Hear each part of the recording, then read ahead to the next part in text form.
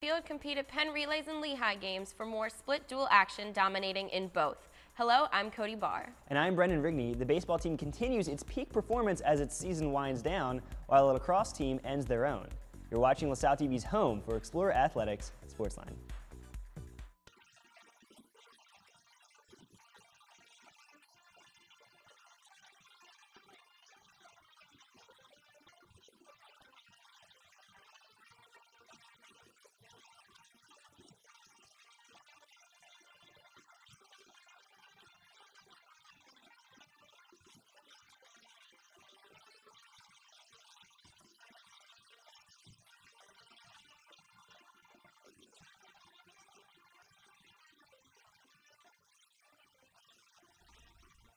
Welcome to the show. Brendan and Cody here to give you the latest in LaSalle sports action.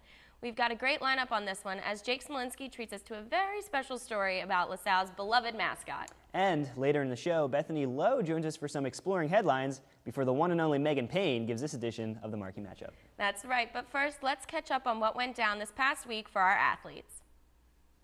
The men's track team traveled to historic Penn Relays on April 24th and 25th. As the world watched, the men finished in second place in the 4x800 meter relay, taking home a silver with a time of 7 minutes and 34 seconds. While some races come down to seconds, this race came down to milliseconds, as the men finished only 0.27 seconds behind New Hampshire. The fastest 800 came off the heels of senior Nick Ross, who took the third leg of the race with a time of 1 minute and 52 seconds.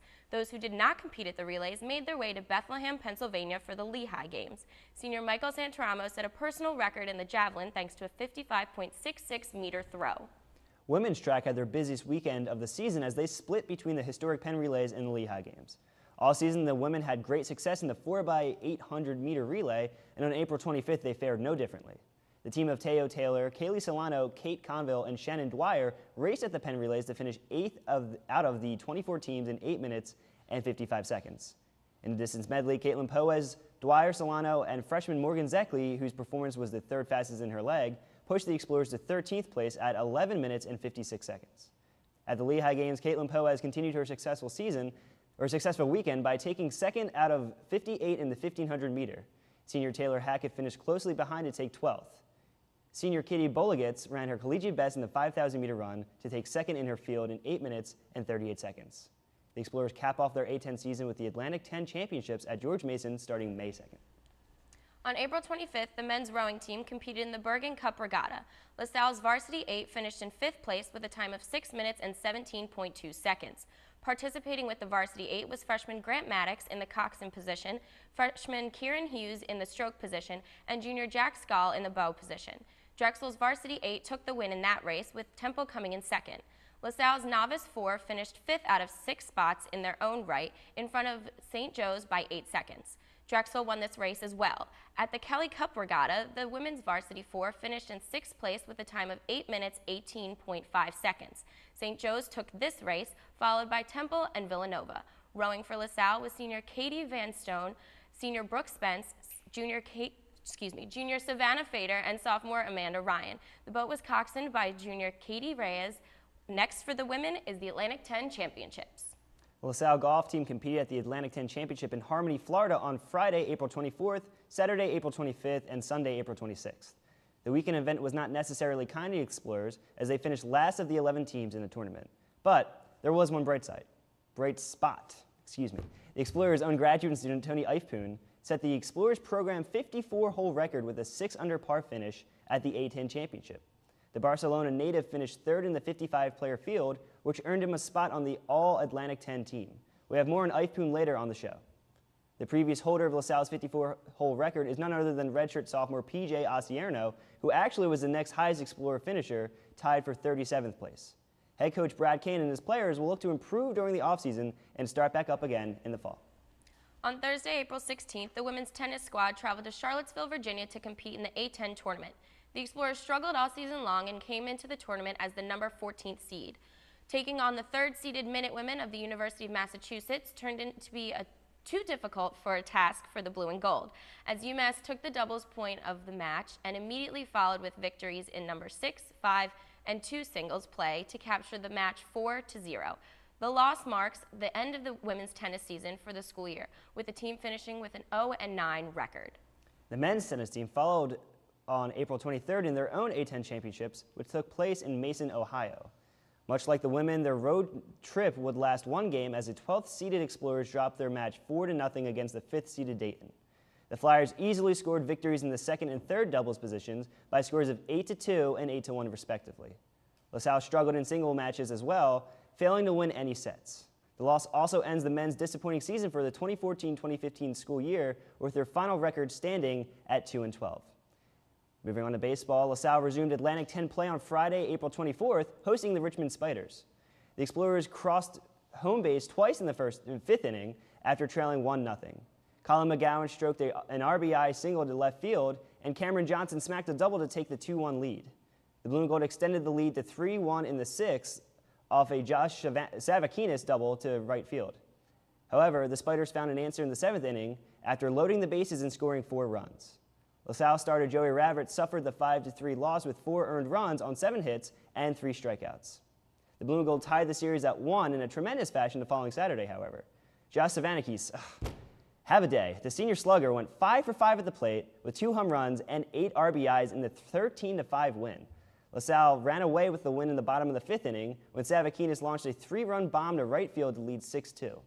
Luke Riley captured the victory for the Explorers with 7 strikeouts and 0 walks. He held the Spiders to only 2 runs in his outing. LaSalle continued to roll as they took Game 3 of the series with an 8-6 win over Richmond. The Explorers took control early, gaining the 8-2 advantage in the 5th after Cameron Johnson slammed a 3-run homer and Joey Ravert added 2 more with his own hit. After nearly allowing a full comeback in the 9th, pitcher Adam Cherry closed the game with a strikeout to preserve the win. However, fortune would not favor LaSalle in the next game against Villanova. Savakinis and Johnson worked together in the 3rd after their respective triple and groundout to give the Explorers a 1-0 lead. The Wildcats fought back from here, scoring a run apiece in the 3rd and 6th to take the lead. LaSalle floundered in for the rest of the game, going scoreless for 5 innings before Nova scored again in the 7th. The Blue and Gold would go home after a 3-1 loss. On Saturday, April 25th, the softball team went to George Mason to battle the Patriots in a 3-game set, starting with a doubleheader. Game 1 certainly did not lack dramatics. LaSalle started the contest by putting up a 3 spot on the home team in the 1st. The lead would be short-lived, however, as George Mason answered right back with 4 runs of their own in the bottom of the inning. In the 7th, Lynette Seidler hit a clutch single to tie the contest. The game remained tied until the top of the 9th when Suzanne Swanicki smashed a key 2-run double. This proved to be the game winner as LaSalle won Game 1 6-5. In Game 2, the Explorers took an early lead again in the top of the 2nd, but the Patriots would come back again, taking a 2-1 lead in the 6th. In the 7th, Kendra Heyer smacked a home run for LaSalle to tie the game at 3.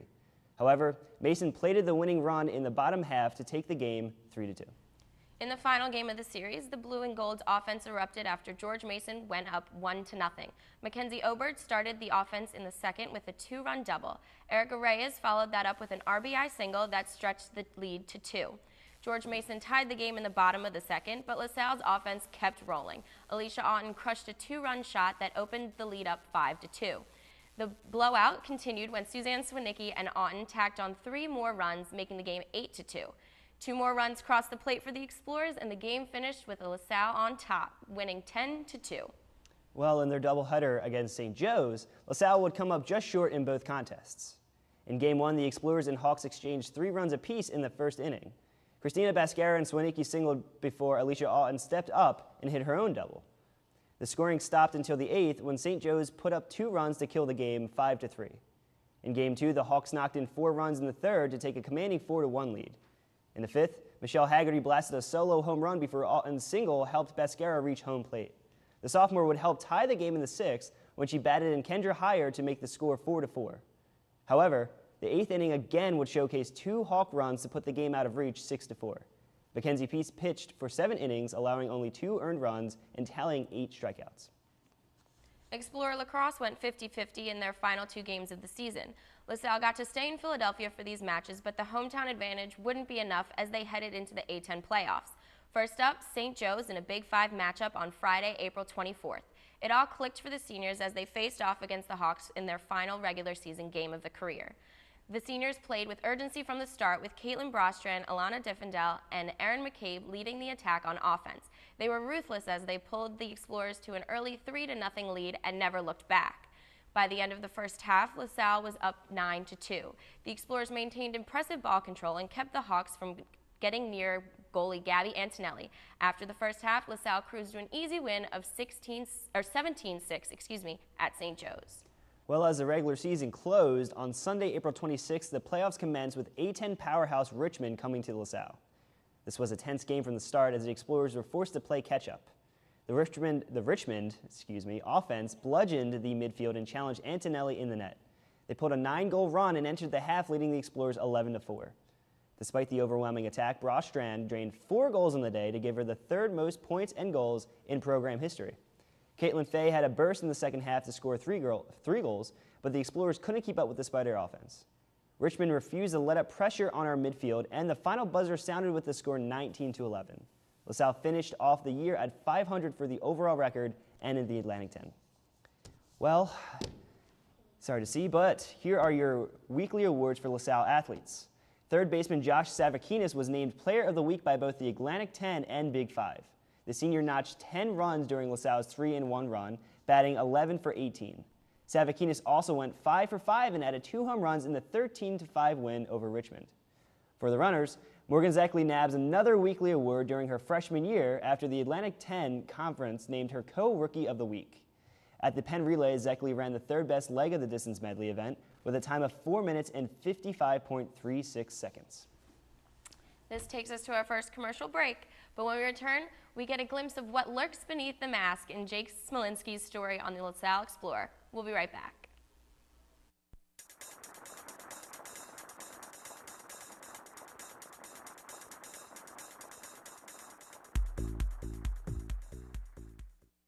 To grow up in a world that looks at you very differently.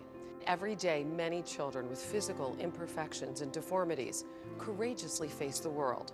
Together with the Caring for Kids program from the Plastic Surgery Foundation and the Hannah Storm Foundation, there is hope.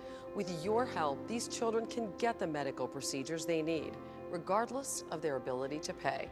Help a child in need at thepsf.org/kids.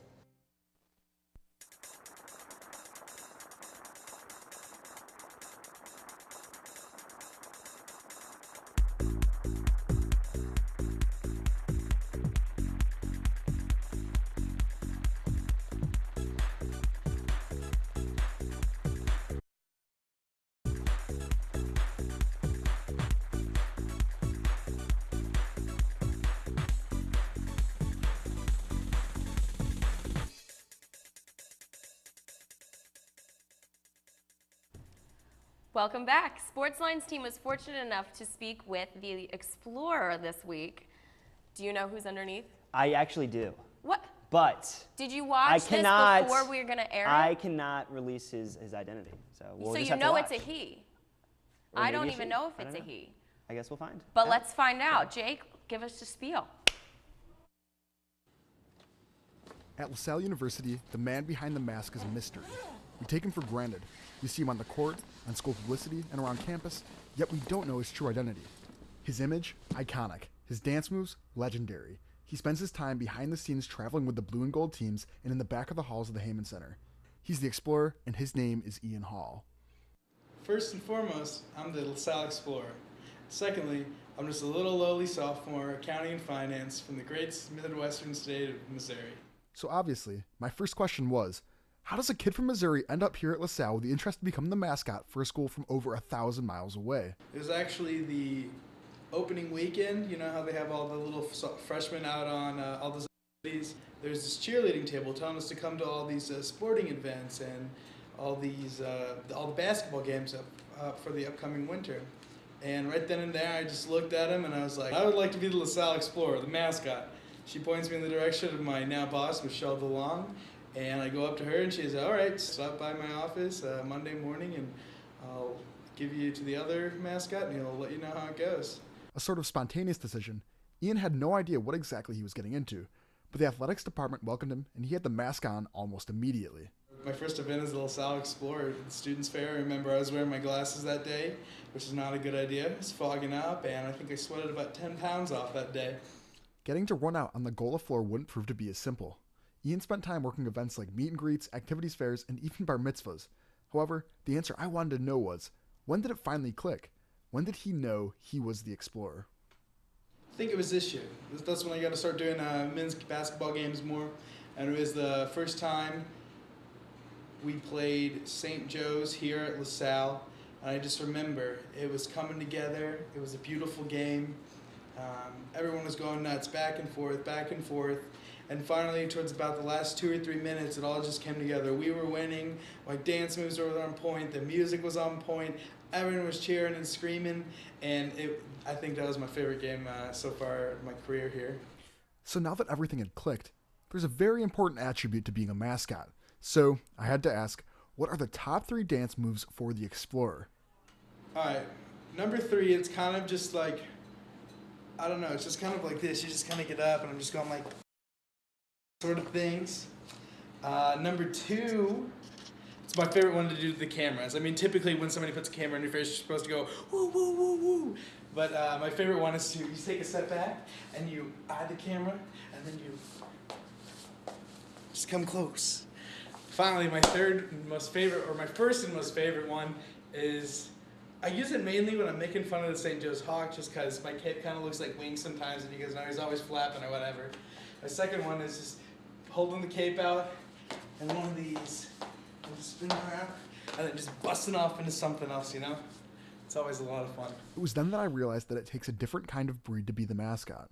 And as an honors program business co-op student who's also the music director for WEXP Radio on campus, I couldn't imagine the amount of time that mascotting takes away. So I wondered, what makes it worth it?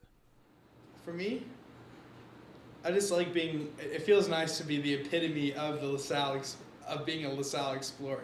And just the fact that I've been relied on and it's been bestowed on me just to go nuts and have a great time and just get everyone pumped up as best as I can and just be an absolute goofball and just cheer on our team, win or lose. It became very clear that mascotting is something very close to Ian's heart. Now, as he's preparing to retire after this next season due to internships, he does have a surprise in store.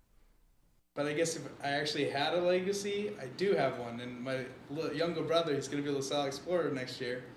And he actually already asked if he could take over for me. Because next year's going to kind of be my last year. It's kind of funny to keep it in the family with my younger brother coming up and being the new Explorer. So I guess that's my real legacy. As the man in the mask changes hands from brother to brother, we know that the new mascot will have some solid moves to work off of. So I guess mascotting runs in the family. So go Explorers. This is Jake Smolinski reporting for LaSalle TV. Well, certainly an eye-opening, maybe even touching story. Well, now here on SportsLine to present Exploring Headlines for the last time.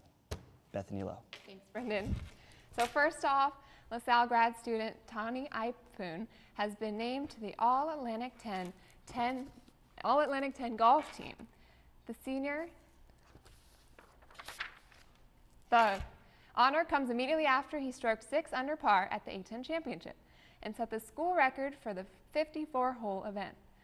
Ipoon is only the second Explorer to make the team, following a LaSalle golfer, Mike Johnson, who did so last spring. On May 30th, LaSalle's men's rugby team will be competing at the Penn Mutual Collegiate Championships. The top 20 teams of the country will compete in 47 matches over the course of 2 days for a chance to win the Pete Dawkins Trophy. Airing on NBC Live at PPL Park, LaSalle will face Drexel, UPenn, and Villanova in the opening round. Support the team and order your tickets online. For the second straight year, LaSalle athlete will do the commencement speech at for our graduation. Lacrosse senior Maddie Collins will deliver her words on May 17th before graduating all of the graduating seniors, including myself and Cody Barr. Focusing on first-hand experiences, tradition, and innovation, Collins most likely drew from her 4 years as a lacrosse player and the commitment that her and her team put in each year.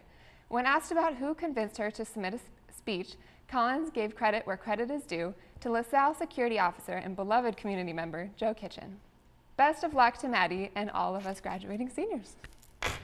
And speaking of graduation, one of our new debuts is for senior Megan Payne with Marquee Matchup. Check it out. Hello, I'm Meg Payne, and welcome to the final edition of Marquee Matchup for the 2014-2015 school year. As we come to a close, we want to bring special recognition to one of our club sports, men's rugby, and their participation in a championship tournament coming up. The men's rugby team has been taking off this year, marking one of their best seasons in recent memory. For the first time in a long time, they are competing in a collegiate rugby championships, hosted in May. Each week, the rugby team is making great strides towards stardom in reinventing themselves as a rugby team, not to be taken lightly. In the past few months of play, the rugby team has received a record of 9 wins and 7 losses spread out between 3 tournaments. The men hope to return next year as a force to be reckoned with. This stellar season has been led by 2 key players, senior Tom Logan and Angelo DeSalvo. Tom Logan is vital on the defensive side. His tackling is immense in contribution to our defense with his speed, size, and rugby IQ.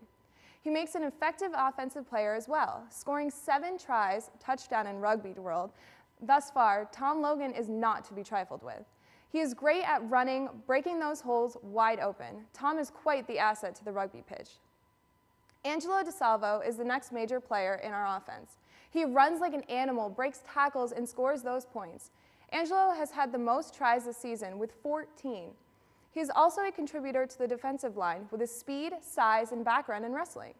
Angelo is a perfect package. The hands on this guy are like bear paws, and he catches everything you throw at him, including the steals he has from the opposing team.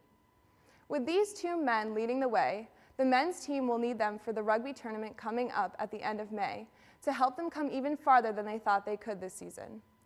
Marking another accomplishment for this year's rugby team. However, this is where it gets tricky. Rugby is like soccer, football, wrestling, and track mashed up into one. Conditioning is the supreme asset that is needed. If you can't sprint for 14 minutes, rugby isn't your game. Much like football, rugby is an attacking sport, but this is the game.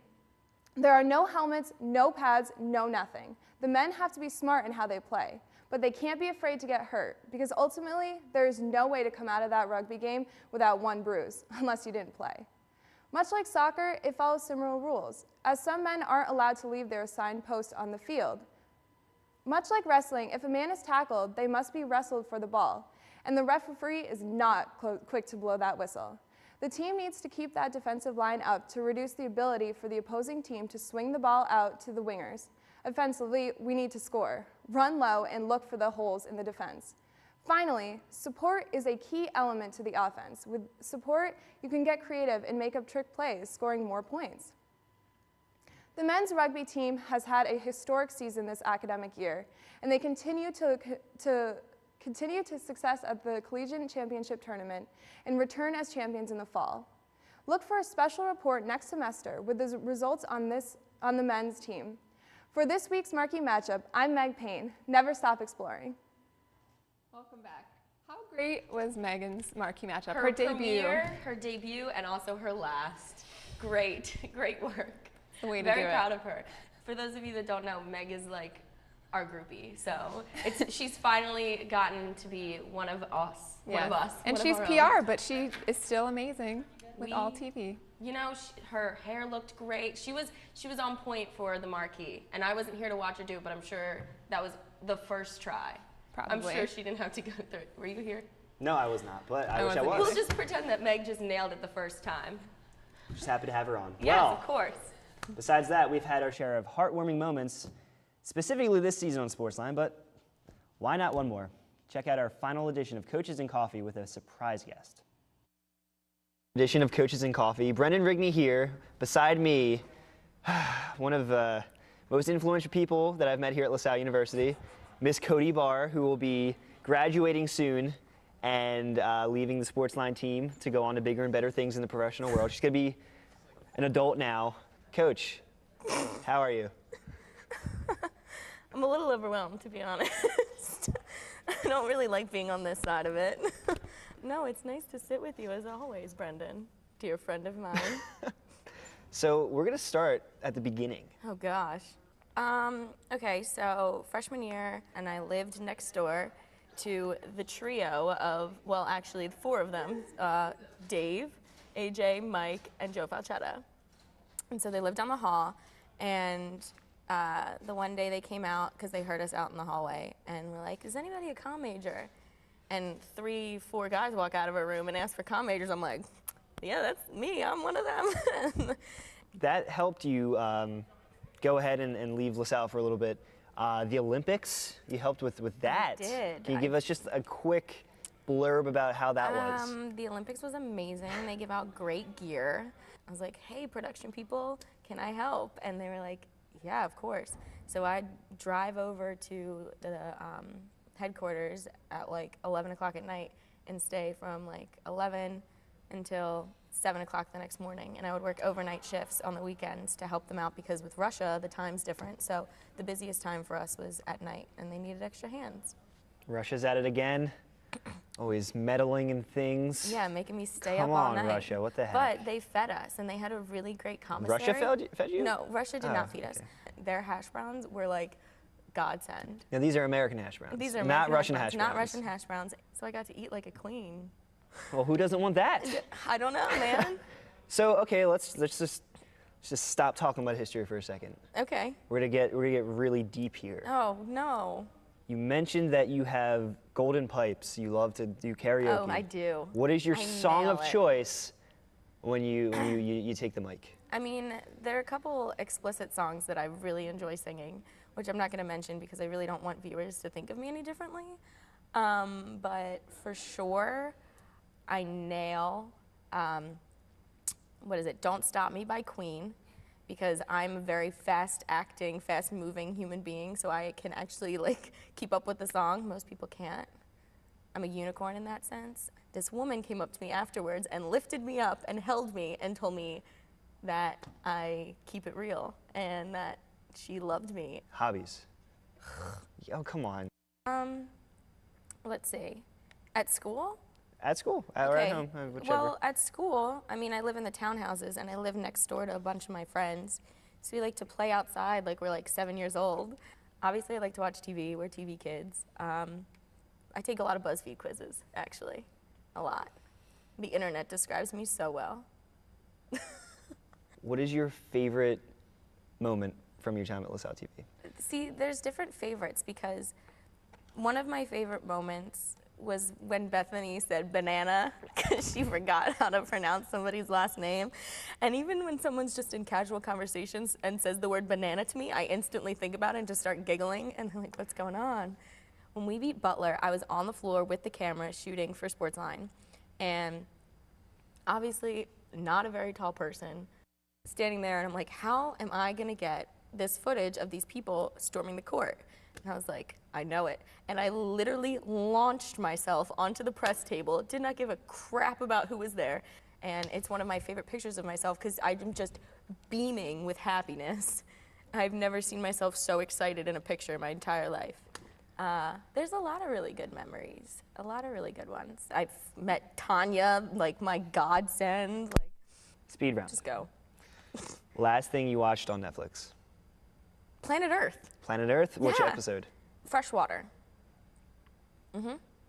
I meant to only watch like a half hour and I ended up watching the whole thing and was like, oh, oops. Favorite One Direction song? That is so hard. Shoot. Oh my gosh. I can't do that. That's impossible. I literally cannot answer that question. Favorite moment with Jake Smolinski? Probably the other week when he was sitting on the Turbo. Was he on Turbo? He was on Turbo. And they were talking about him and about Kelsey Haycock. about Kelsey Haycock and about Morgan Zeckley maybe. And he just starts like pounding his chest and I was like, Jake, like what are you doing? And he's like, I just love them. That does it for this edition of Coaches and Coffee. Last one of the season. Quite a pleasure to have Cody Barr with me here. And I'm going to just miss her to pieces. So thank you. Here's a piece of Well, I guess that does it for me on SportsLine. I just want to thank everybody. Obviously, you guys on the desk have really supported me this whole time. Everybody back there, and the love of my life, the woman who makes my life make sense, Tanya Ellis, who has been by my side the whole time and just really, helped me when my tears were flowing. But anyway, that just about wraps us up for this week. Be sure to keep up with us by following us on Twitter at SportsLineLTV. Also, check us out on Facebook at facebook.com/LaSalleTV. welcome to send us your thoughts and suggestions about the show on our website. For Bethany, Jake, and our entire SportsLine team, I'm Cody Barr. And I'm Brendan Rigney. Thanks for joining us, and we'll see you at the game.